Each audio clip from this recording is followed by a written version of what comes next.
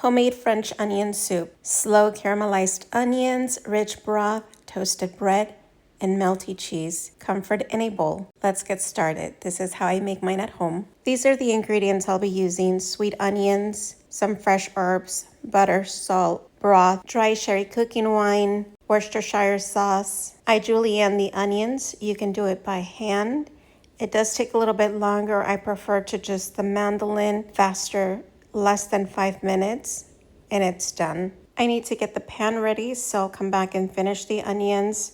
I'm preheating the cast iron. I'm using the big pot here because I want some room for those onions to cook. And so that the butter doesn't burn, I'll add a tablespoon of olive oil, and then I'll add 4 tablespoons of butter. Now, if you have salted butter, it's better. I didn't have any, so I have to work with what I have.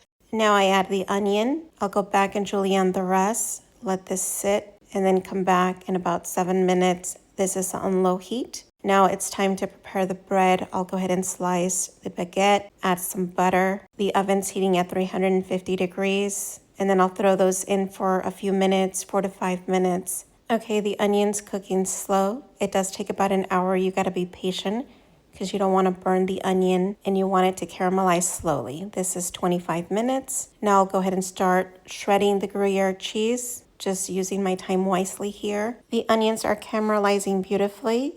After 3 minutes on each side, the bread is ready. I'll let this cool down before adding some garlic. Since the onions are already sweet, I'll add 1 teaspoon of sugar so that way I keep the balance between savory and sweet. I like to mix the onion only a few times, like every 7 to 8 minutes. I always create like a little well in the bottom so the steam comes out, makes them caramelize faster. The bread has cooled down a little bit, so now I'll grab a garlic and then just rub it on both sides. Throw the bread back into the oven for about 2 minutes. Set them on the side and we'll come back to them. After an hour, this is what the onions look like. Now you can brown them a little bit more. 1 tablespoon and a half of flour. We'll incorporate that gently.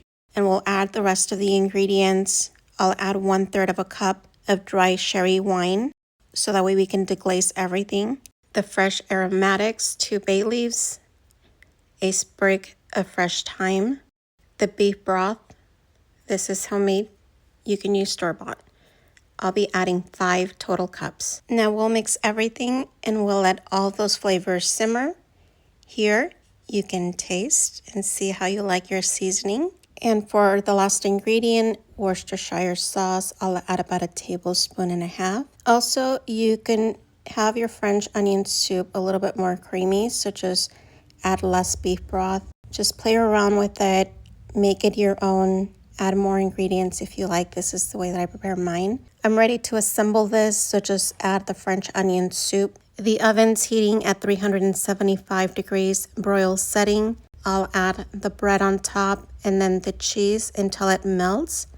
And then we'll be ready to enjoy this beautiful, delicious French onion soup. Into the oven, then we take it out. Bubbly, delicious.